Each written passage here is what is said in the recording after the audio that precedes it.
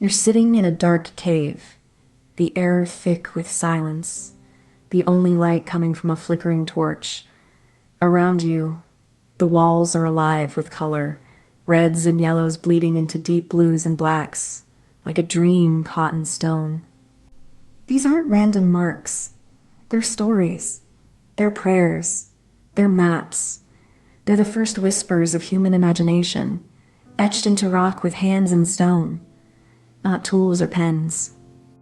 You're not just looking at art.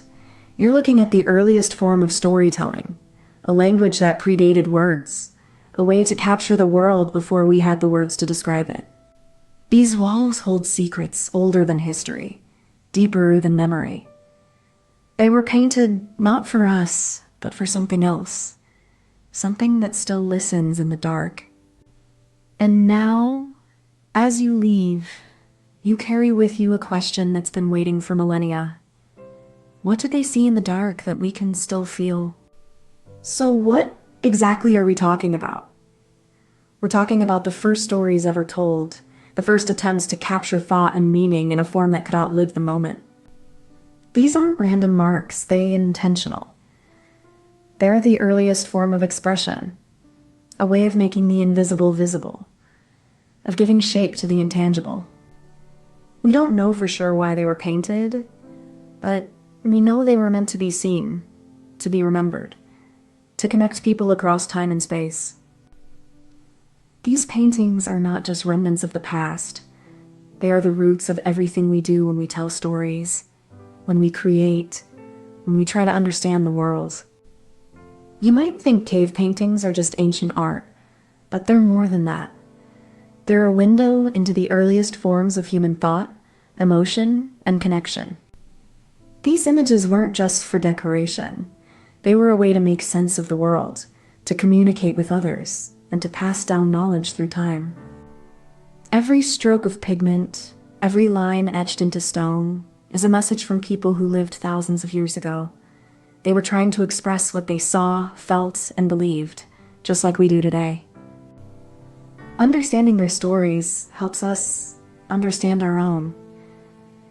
It reminds us that we're part of a long, continuous thread of human expression, shaped by the same needs and desires that drive us now.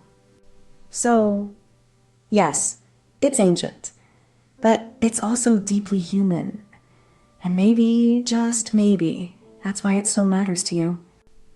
The first stories were not written in ink, but etched into stone and painted across cave walls. These early expressions were more than art. They were a way to remember, to explain, to connect. As humans moved from the caves into the open, they carried their stories with them. The symbols and figures they painted became a language, a shared memory passed down through generations. With the invention of writing, the spoken word was no longer lost to time. Stories could now be recorded, passed on, and preserved, shaping the very foundations of civilization. From the first hand-painted bison to the first written word, expression has always been about connection between people, between generations, between the past and the present. Imagine you're in a dark cave and you're looking at a wall. It's not just a wall, it's a story painted with red and black. You're not just seeing art, you're seeing people trying to tell something important. These pictures aren't just random lines, they're shapes that mean something. A bison isn't just a bison, it's a symbol, a part of a bigger story that these early people wanted to share. This wasn't just about drawing, it was about connecting. These early people were trying to make sense of the world, and they used art to pass that sense on to others. So when you look at these ancient images, you're not just seeing art. You're seeing the first way humans ever tried to tell each other a story. And that's the start of everything we share today. The first step in this ancient act of storytelling is the setup. It begins with the space, a natural cave, untouched by time, its walls smooth and silent, waiting to be filled with meaning. The artist, standing at the mouth of the cave, gazes into the darkness, selecting the right spot, The walls must be dry, stable, and free from damp, for the paint needs to cling and last. They gather materials, oak, charcoal, and minerals, ground into fine powders, mixed with water or animal fat to create a paste. These pigments are not just tools, they are the first forms of language. The brush is often made from animal hair, twisted and shaped, or even fingers dipped directly into the pigment. The artist chooses their method with care, as every stroke will echo through time. This is not just the beginning of an image. It's the beginning of a conversation, a ritual, a memory. The cave is a stage, the wall a canvas, and the artist is both performer and storyteller. The next step is the mechanism, how these images came to be made. The artist used natural pigments mixed with water or ash, creating a paste that clung to the cave walls. With a crude brush made from animal hair or plant fibers, they pressed the pigment onto the surface, building layers of color and detail over time. Some images were drawn directly with fingers, leaving behind the unmistakable imprint of a human hand, a silent testament to the presence of the artist. The process was not just about making images. It was an act of communication, a way to bridge the gap between the seen and the unseen, the known and the unknown. Now, the clever twist comes in when we realize that these markings weren't just random. They were carefully chosen to evoke a specific response. Some symbols repeated across caves, others are paired with handprints, suggesting a deeper, shared meaning. This repetition isn't accidental. It implies that these images carried a kind of narrative weight. They were more than decoration. They were a way of passing on knowledge, warnings, or stories that shaped the group's identity. This connection between action and meaning is what makes these early forms of expression so powerful. They weren't just representations. They were participatory, alive with intention and shared understanding. In this way, the clever twist wasn't just in the imagery, but in the way it was used. It was a kind of storytelling that didn't rely on words, but on shared experience, memory, and the power of the image itself. Beneath the pigment and the pigment's purpose, there's a deeper rhythm, a kind of biological echo. Our brains evolved to read patterns, to find meaning in the chaos of the world, and that same impulse drives the act of storytelling itself. Neuroscience tells us that when we see a painted figure, we're not just looking at a symbol, we're engaging in a kind of neural mirroring, activating the same regions that light up when we imagine moving or feeling something. This is the science of expression. Not just what we create, but how we feel when we create. The act of painting is not just a cultural phenomenon. It's a biological necessity, a way for our species to make sense of its own existence.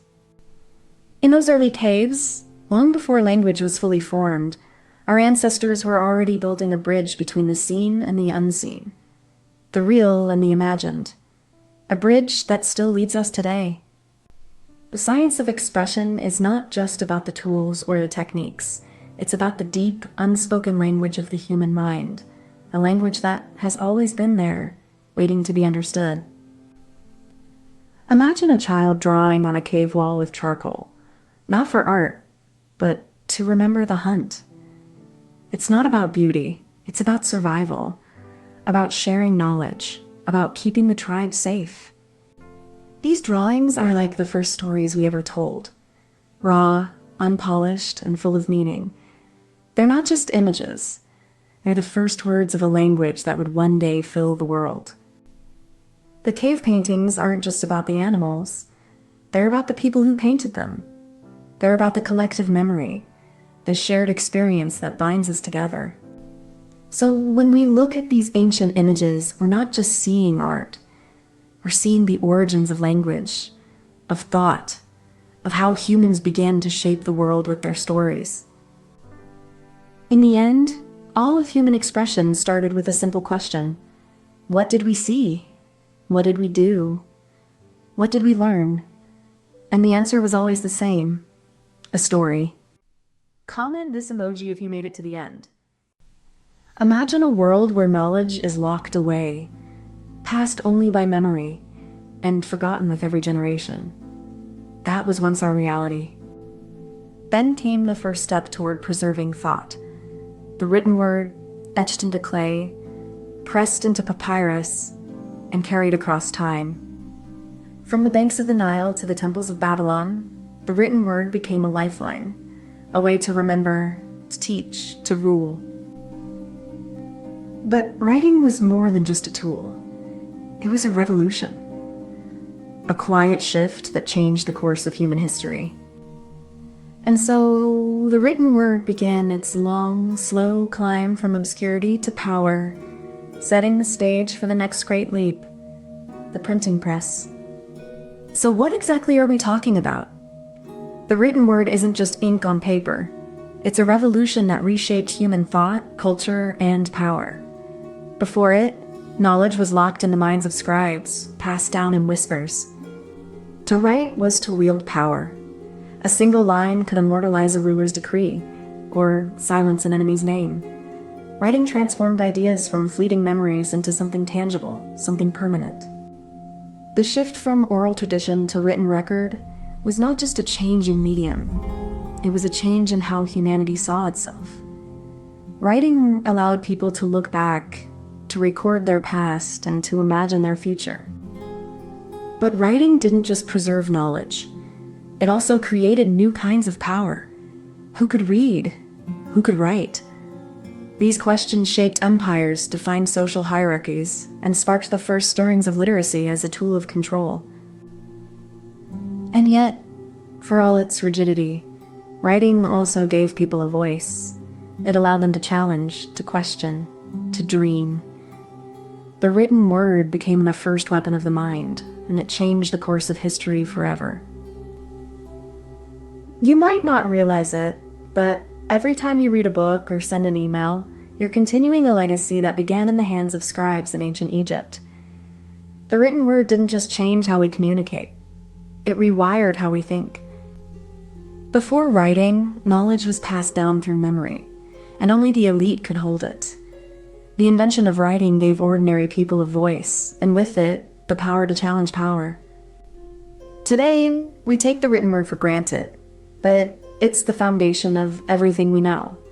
From laws to love letters, the written word is how we preserve truth, build trust, and shape the future. So when you think about your own life, remember, you're part of a lineage of thinkers, rebels, and dreamers. The written word is your inheritance, and it's more powerful than you realize. The first step in this journey was the invention of writing itself, a tool that transforms human thought from oral tradition to permanent record. It began with symbols carved into clay, a silent revolution that allowed ideas to outlive the speaker. As civilizations grew, so did the need for more efficient ways to record information. Papyrus became the canvas of the ancient world, a flexible and portable medium that allowed knowledge to travel with traders and conquerors. The Greeks refined the art of writing with the development of the alphabet, a system that made communication more accessible and allowed for the spread of philosophical and scientific thought across the Mediterranean.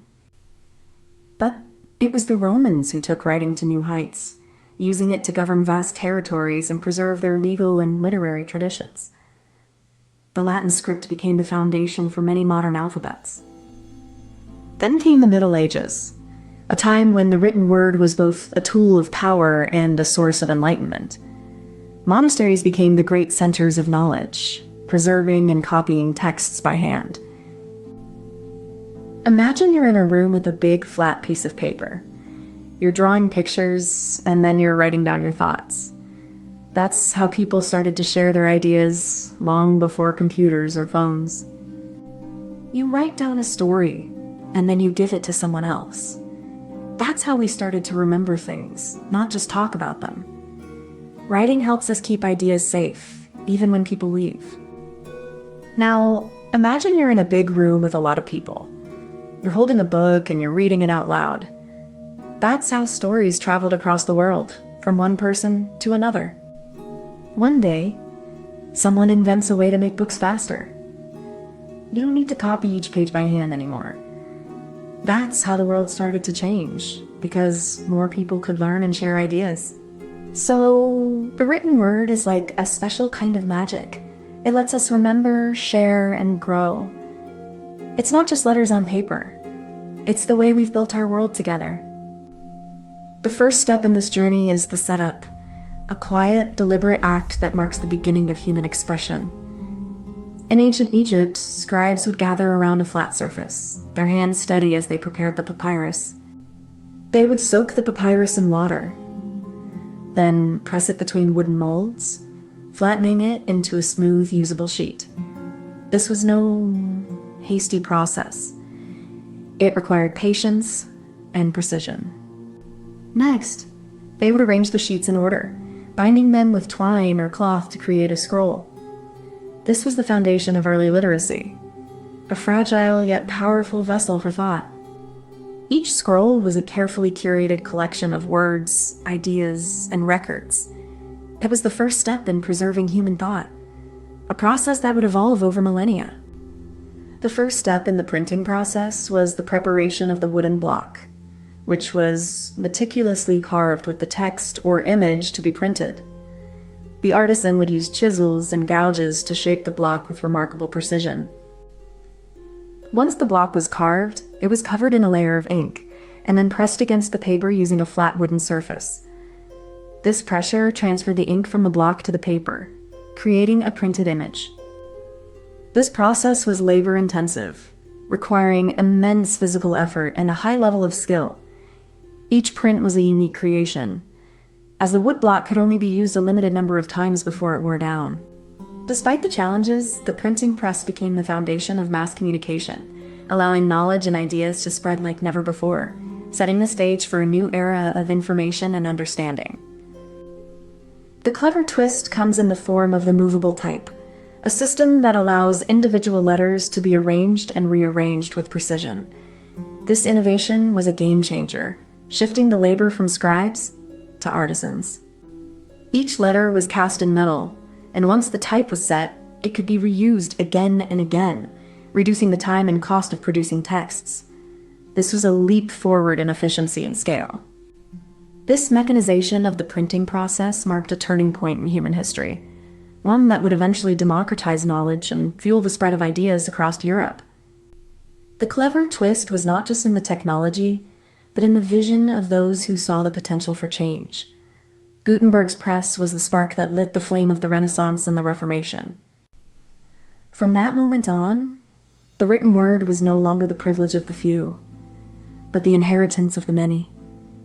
A shift that would redefine the course of human civilization. Beneath the ink and parchment, a silent revolution was taking place. The science of language, the mechanics of meaning, began to take form in the very act of writing itself.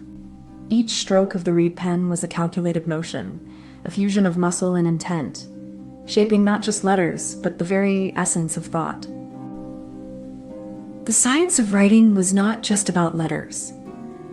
It was about encoding the world, translating the ineffable into something tangible, something that could be preserved. This act of preservation, this quiet power of language, laid the groundwork for the mind itself, giving structure to thought and shape to the unknown. The written word became a kind of alchemy, turning fleeting thoughts into something enduring, something that could outlive the writer and outlast the age. Imagine a village where knowledge is passed from one person to another, like a whispered secret. Each time it's shared, slightly changed, lost, or misunderstood. This is how knowledge moved before writing. Then, one day, a scribe arrives with a clay tablet. He writes down the story, and everyone can see it clearly. The words are fixed, and the story is no longer lost in translation. The tablet is like a promise, a guarantee that the story will not fade, not change. It's the first step toward a world where knowledge can travel far and wide, unaltered. Fast forward centuries, and now a printing press is in a small workshop. A single page, once copied by hand, is now made in dozens. The word is no longer the privilege of the few, but the power of the many. In the end, the written word is like a seed. It begins small, fragile, but with time and care, it grows into a forest of knowledge, where every leaf is a thought and every branch a story. Comment this emoji if you made it to the end. You think of art as a mirror, but what if it's a window? A window to a world where feelings mattered more than facts, and beauty was more than just pretty pictures. This is not just about painting. It's about a radical shift in human consciousness. A moment when artists stopped copying nature and started expressing it. It's a story about rebellion. Against reason, against tradition, against the silence of the past.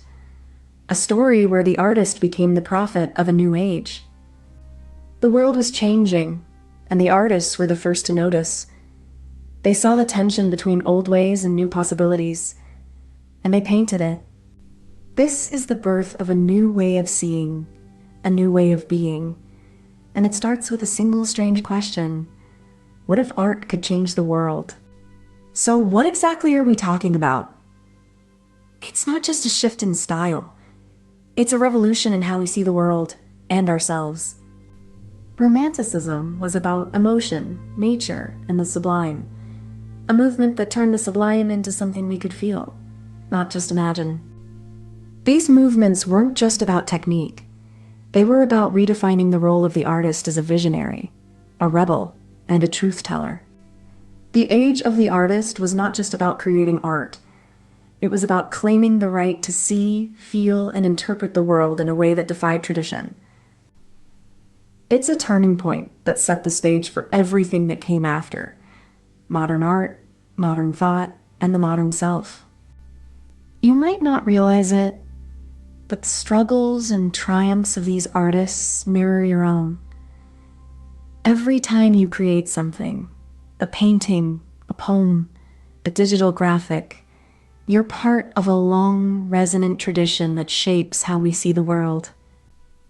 The tension between tradition and innovation that defined the Romantics and Impressionists is the same tension you face today, in your choices, your doubts, and your desire to be seen, to be understood.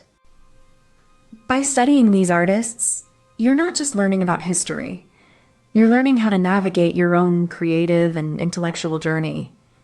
Their struggles and breakthroughs are yours, in a different time and place.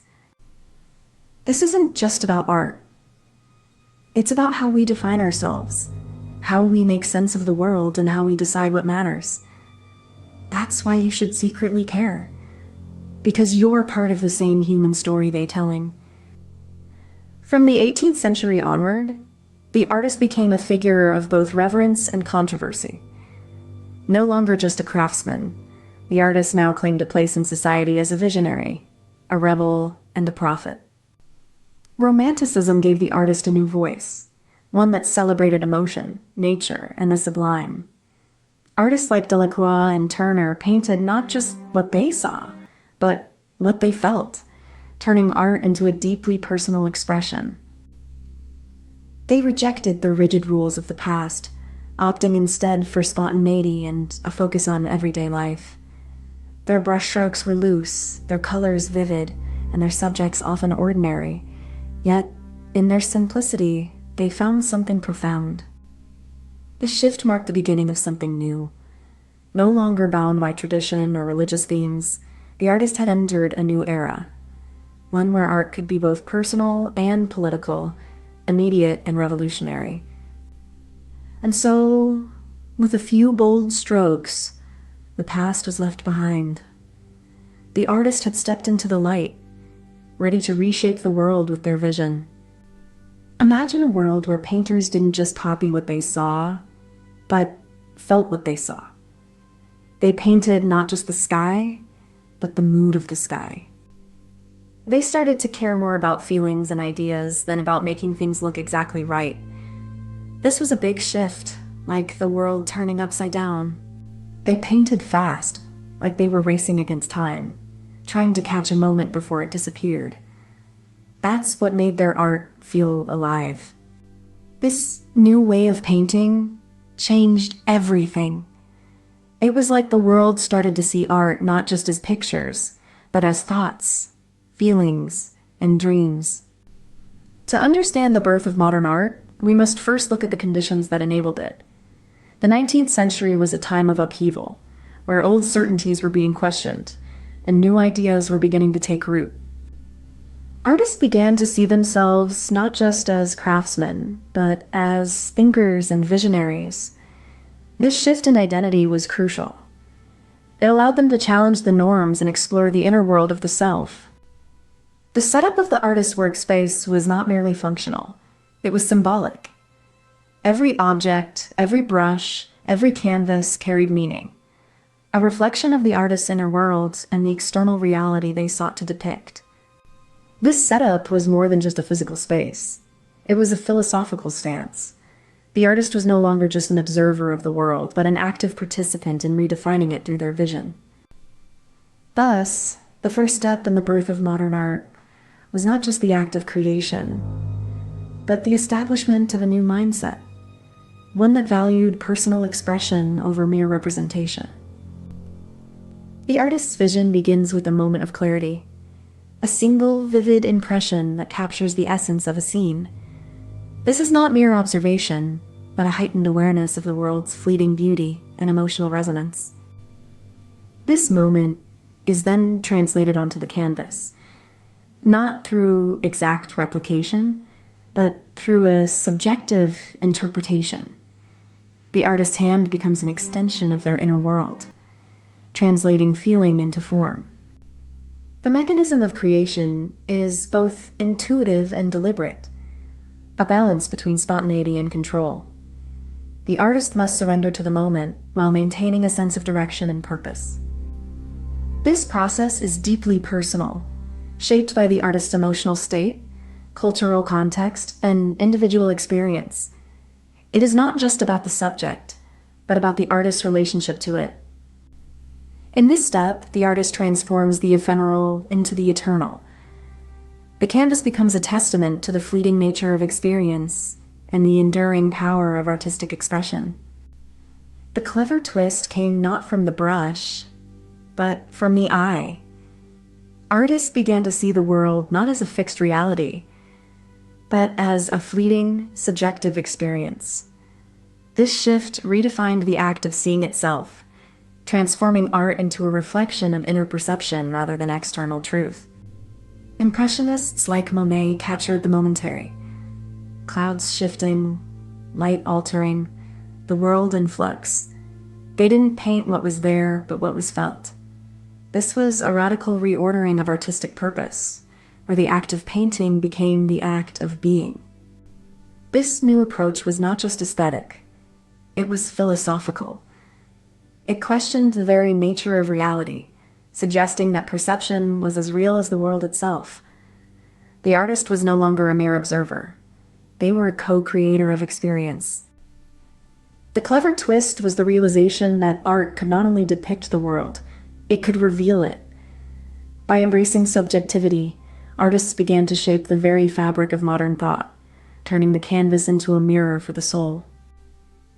This shift wasn't just in technique. It was in the very way we think about art, about reality, and about ourselves. The artist, once a servant of truth, became the architect of perception.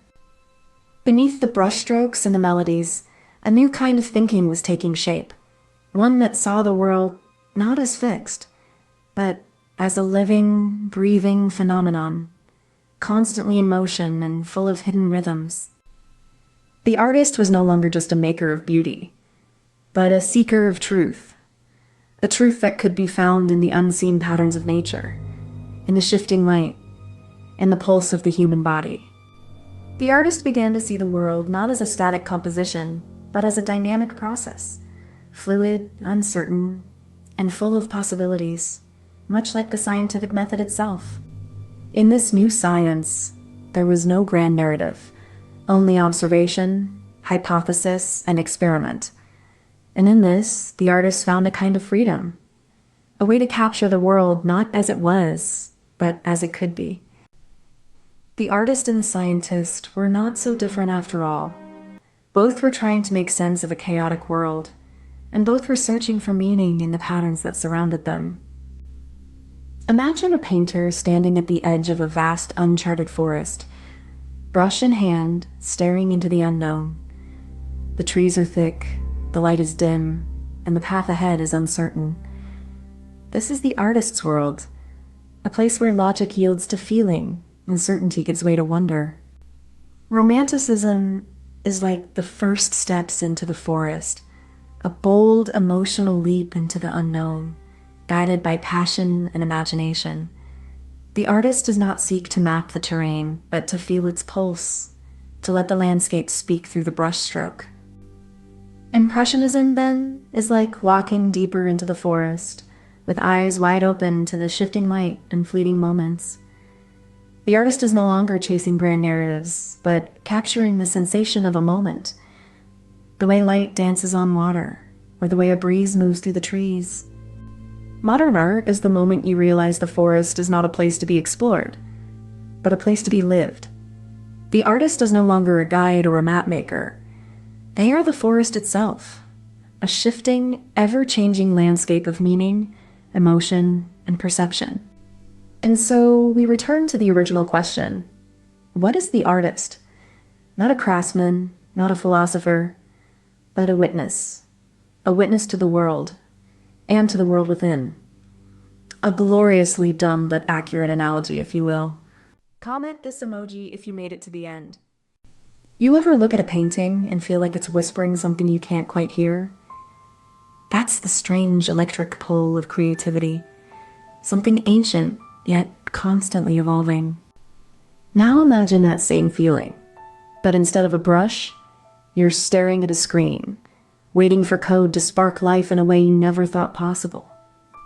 In this video, we're going to explore how creativity is being redefined in the digital age. Not just by AI, but by the way we collaborate, think, and express ourselves. It's not about replacing human creativity, but expanding it.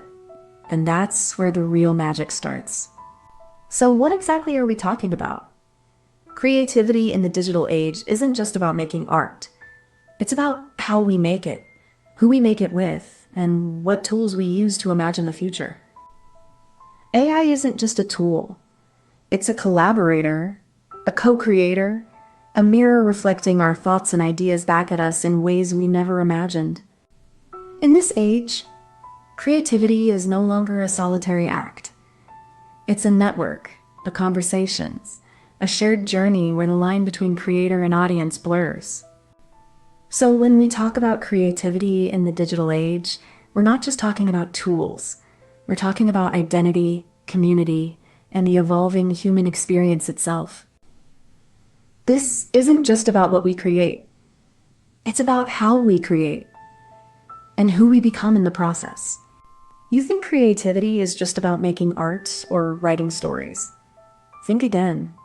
Every time you scroll through social media, every time you use an app, you're engaging with creativity that's been shaped by human hands, sometimes even yours, without you even knowing. The tools you use today are the result of creative choices made by people who had the same doubts and ambitions you do. The algorithms that recommend your next video, the filters that make your photos pop, they're all creative acts with real consequences. You don't have to be an artist to care about creativity. You care about it every time you choose a song to listen to, every time you make a decision based on an algorithm, every time you share something with the world, whether it's a post, a comment, or a story. Creativity isn't just about what you make. It's about how you engage with the world. In the digital age, every interaction, every click, every share is a form of creative expression. And that means you have more power than you think to shape what comes next. Back in the 1950s, creativity was a solo act. Writers, painters, and musicians worked in silence, their minds the only tools they had. It was a time of deep reflection, of pouring emotion into a canvas or a page, with no shortcuts. Then came the computer, not just as a tool, but as a collaborator. Early programmers were like poets, writing lines of code that could shape the world in ways no human had imagined before. The 1980s brought the personal computer to the masses. Suddenly, anyone with a keyboard could create art, music, or stories. Creativity was no longer confined to the privileged few. It was everywhere, in the hands of everyday people. The internet exploded creativity in the 2000s. Blogs, forums, and video platforms gave a voice to the unheard. People shared their ideas, their art, their lives, all without needing permission or a gatekeeper. Today, AI is the new canvas. It's not replacing creativity. It's expanding it. We're not just using AI to create, but to explore new forms of expression that were once unimaginable. Creativity is like making a snowman. You start with a few ideas, then you add more, and it grows bigger and more fun. Sometimes you need help from friends, and sometimes you just imagine the rest. AI is like a big snowball that can help you make more snow. It doesn't replace the fun, but it helps you build faster and see what's possible. When you work with others, it's like building a snowman with friends. You share ideas, laugh, and make something even more special than you could alone. The future of creativity is like a snowstorm. It's full of possibilities, and we're all learning how to make it our own. Sometimes you fall, but that's how you grow. So, creativity isn't just about making things. It's about sharing, learning, and growing, even when it gets messy. To begin, you need a space that feels like a canvas, not just physically, but mentally. A place where ideas can flow freely, unburdened by distraction, and where creativity can breathe without pressure. This space is your foundation. It's where your mind meets the tools. Whether it's a physical desk or a digital interface, it's where the first spark of creation begins to take shape. The tools you choose, whether they're brushes, keyboards, or apps, are extensions of your voice. They should feel intuitive, not restrictive, so your thoughts can translate into expression without friction. But the most important tool is your mindset. It's not just about having the right software or stationery. It's about being ready to create, to experiment, and to trust the process will reveal the outcome. So, take a moment to set the stage, both literally and metaphorically. Because creativity is a delicate act, and the right setup can make all the difference in how it unfolds. So, once the initial prompt is set, the system begins processing it through layers of algorithms, each one sifting, analyzing, and reinterpreting the input in ways that feel almost like a conversation. It doesn't just replicate, it transforms, drawing from vast data sets of art, language, and culture, and then recombining them in ways that can surprise even the creators. This is where the magic starts to feel less like magic and more like a collaboration. One that's not just between human and machine, but between the past and the future. It's not about replacing human creativity, but expanding it, opening up new possibilities, new forms of expression, and new ways of seeing the world. The clever twist isn't just about the tools we use. It's about how we use them. It's the way we reframe problems, not just solve them, turning constraints into opportunities for new kinds of thinking. It's the moment when a human idea collides with machine logic, and something unexpected emerges. Like a dance between two minds, each adding a unique rhythm to the beat. The clever twist is about embracing ambiguity, letting the machine do the heavy lifting, while you stay the visionary. It's not about replacing human creativity, but amplifying it.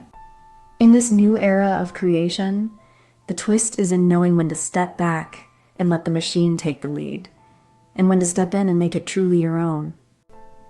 The clever twist is the bridge between imagination and execution.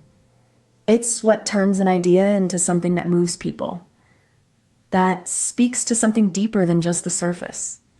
When we look beneath the surface of AI, we see layers of math and logic, neural networks like tangled webs of thought, learning from the patterns we feed them. It's not magic, but it feels like it.